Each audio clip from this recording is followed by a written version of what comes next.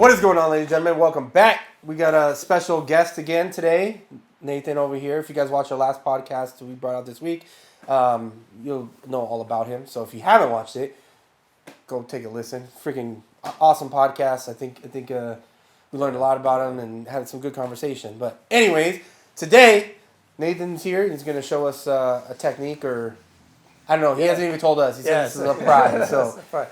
So I think probably one of the biggest things in jiu-jitsu that separates like beginners from some of the more advanced people is the ability to like chain techniques together and using things that set up other techniques, like the kind of the things that happen in between the two different techniques. And so the one thing I kind of been working on a lot this past couple of years is from close guard. So the idea here is that like whenever I would do rounds with somebody who's a beginner, like I'd always notice like from close guard, they never quite seem to know really what to do. Like for me, it would be obvious like, okay, they're gonna do this, they're gonna throw up an arm, or they just throw up this like arm bar with no setup behind it or anything. Mm-hmm. So I spent a lot of time trying to figure out how to create situations where it leads to multiple techniques from the close guard. And the one thing I came up with, well, I didn't come up with it, but it's just one thing I started working on and started getting pretty good at, was the idea of how to break them down like effectively. A lot of people, when they try teaching this, the idea is always like, oh, just use your abs and grab them and bring them forward and break their posture. But it was like, it never worked. I could never do it. But one thing I noticed is I kind of built my whole game around the weakness of behind people's elbows. Like if you can follow people's elbows, you can set up a lot of different things. So what I would do is whenever they would take this belt grip on me, I would literally just sit up, grab them from their elbows, and yank them forward like this, and then they're down. And I could do there's a lot of things I could do. His wrist is even still here, so I could wrist lock him. I have him broken down here. Let's say he postures back up, does it again, and just bring him forward. Like give me some real resistance right here. And like, so anytime you see a bent elbow, that's when this works. If his elbow is totally locked out, that's when I go for like collar grabs, and then I sit up and grab it. And now I can move it. So basically I'm using the weakness of the rotator cuff to pry this elbow out. So that's why wrist locks are so effective, is because their hand is planted, and this is a very weak structure on the human body. So I use this a lot I'll get a collar grip, and I can do it with just one arm and bring them forward like that. And then I usually try to push behind, and I can set up things like pendulum sweeps or back takes or anything like that. So I found that like doing it like that as a setup to the other things, it just makes the percentages go way up. Because again, like with white belts and things like that, they sometimes like they get here and they just don't know this like intermediary technique to set up something else. So what I would suggest people do is just practice it when somebody gets a belt grip, and sometimes you have to sit up to get it, but as you sit up, they'll flare out, and all you got to do is just pry it and just do it like that. You can hear them.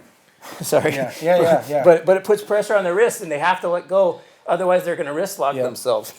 So a lot of times what happens is maybe they get smart to that after you do it a couple times and they do this. That's when I go back to this, and they'll always leave one behind. So you can always do that. So you can always just get them off to the side, and then you can do some of the basic setups.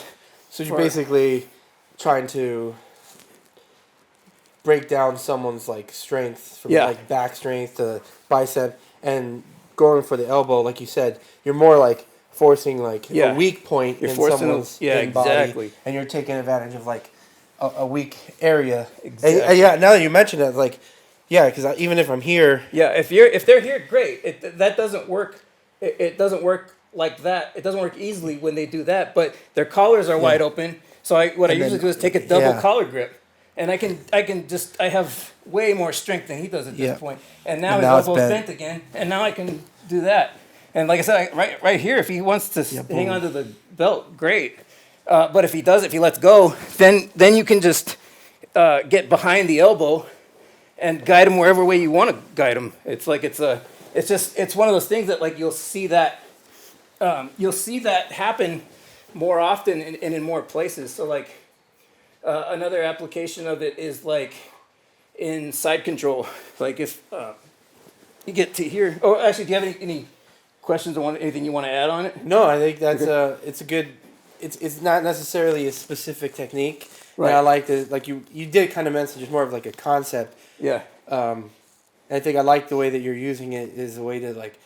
It's not necessarily set up to do like step 1, step 2 that you go to this technique. It's more like, hey, you use this and it opens up the possibilities for you to do different things. Like you said, like you did kind of like an arm drag across. Right. Set up the arm bar. Exactly. Or whatever. It works. It does completely like I see what you're saying because even though I was resisting, once you broke me down, once that elbow bends, and then you have that option. Yeah, and just remember, it's like you just wrap your hand around the elbow. And it'll move as long as it's got a degree of bend to it. It will. You can pry it away. And there's not a lot of strength there. To like, and you can't. I can't bring it versus you pulling. There's nothing I can do. If you resist it, if you resist it at the grip at the wrist, you're wrist locking yourself.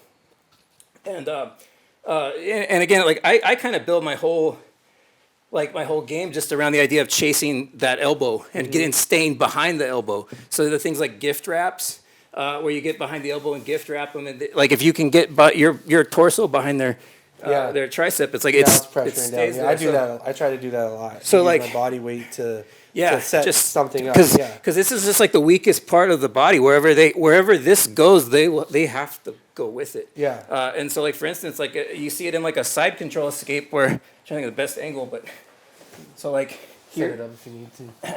So like if you get like let's just say you get to this and you could guide them that way and get all the way out just by framing on that weak part of the elbow. But here's where I've been dying to show you this. So like let's say I'm bottom side control. Okay. All right. Now I understand you like the paper cutter. Yeah. All right, so go for the paper cutter. You want me to just set it up? Yeah, just go. Okay.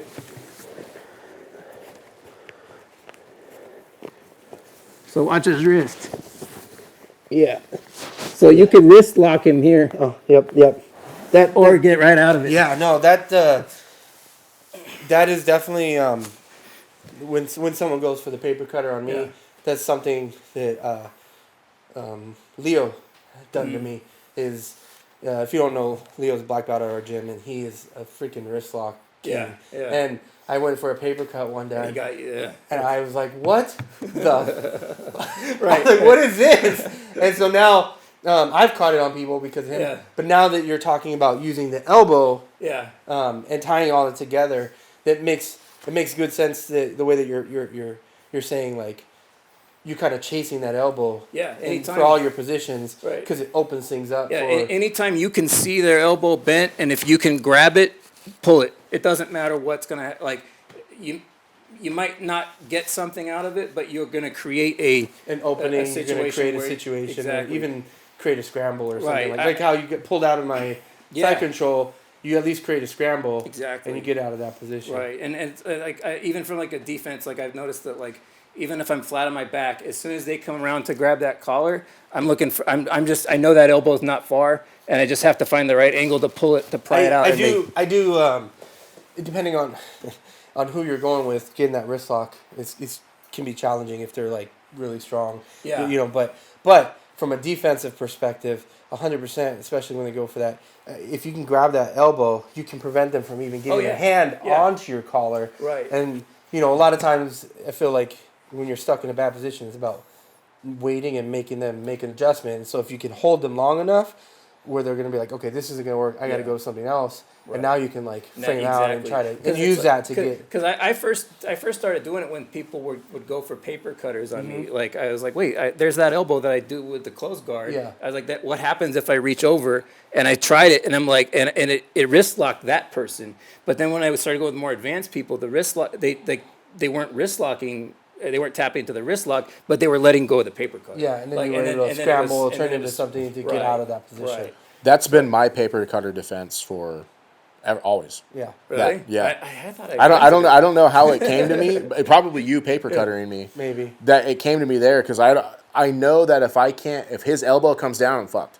So Yeah. I got to stop his Right. elbow Prevent from coming. it, So yeah. that's how I prevent it. Either that or I try to go real inside, like a defense for a cross choke or a defense Yeah. for like an Ezekiel. Those are the two I do. But if I can Yeah. if my arm is out where I can grab the elbow, I will grab the elbow and pull Yeah, it down. that's exactly what I do. Is like, I try to catch it early. At first, I try not to get into that fucking position. yeah. But if I do get caught in that position, I will go for the elbow, try to get it before they even get their grip on the collar, and because it is like even from here, like Yeah, it's so you're hard to doing. like. You're Yeah. basically you're giving them a bent elbow and a closed fist. It is very hard for them to like leverage that versus I'm just kind of holding on, kind of like a rodeo, just holding on to that all you arm. gotta do is hold on to and it. just And if you could put some torque. keep torquing it, It's- move it, and then finally they're either gonna like, oh, I'm not gonna get it, or but right. again, if it gets too late, they get the paper cut set up. Yeah. You have that. I was trying to experiment with profile. like seeing like how deep they could like get the grip to where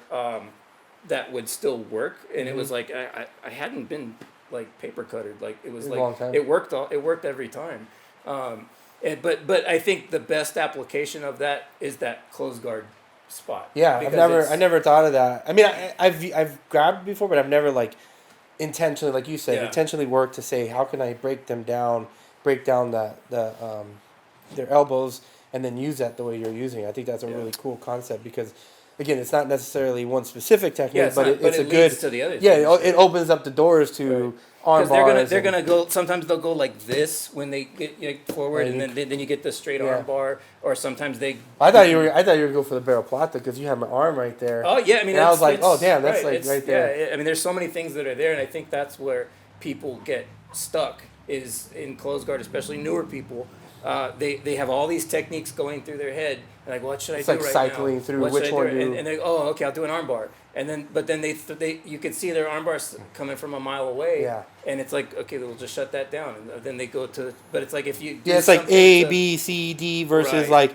like a smooth like Exactly. transition You or do flow some- into do something to get them completely off balance and broken down, and then that's when the submission is just one step Yeah, away. I feel this is very similar to like when you go for the arm bar, you switch to a triangle, then you switch to a omoplata. They Right. just kind of flow Right. into each other. Where this is very similar, where it's like if you can get those elbows broken down, I can see it'll flow into something, whether it's an arm drag or an arm bar or barra plata, or it just opens up the doors to your all those other steps that you're talking about. Yeah. You know, it sets it up. So it's like, how they say it's like a blue belt. You kind of like you got the fundamentals down, and then like purple belt, you start learning how to chain things together to set it up. And this is kind of that. Yeah. If you can And get it's to a this simple- early, it's a simple thing to look for. too. Yeah. It's like you just see a bent elbow. All you got to do is just grab it, and it's Yeah. like something will come out of it.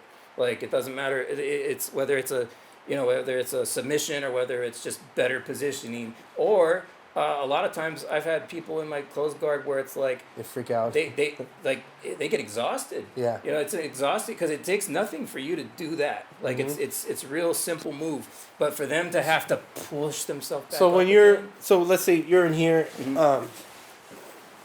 when you're going for this, right? Yep. Are you, and you go here? Yep. Are you also? I'm assuming. I might as well just ask. Mm-hmm. I'm assuming when you're pulling this, you're also engaging Yeah. your Exactly. hips and thighs to bring it. So it's not just you It's not pulling. I mean, I like to pull more with my using like my lat muscles to do it and pry it before I engage the. So like kind of I get them I to like get the 'em this, tipping and then point, I- and then it's like that little extra. Exactly. Exactly. So it's like that, like your boost. So Exactly, you break right. it down, It's like you get them right to the edge where you almost Yep. can't. You're like, all right, there, and then you got. Yep. Yeah. Yeah. Okay. And then a lot of times, if like once they realize that you're going to do that, then they're going to do this, and then that's when the collars Yeah, are that's just when completely Well, open. you have this one still. and I You still this, have like- right, and then you still have one. Oh yeah. And then see? now you're. Yep. Yeah.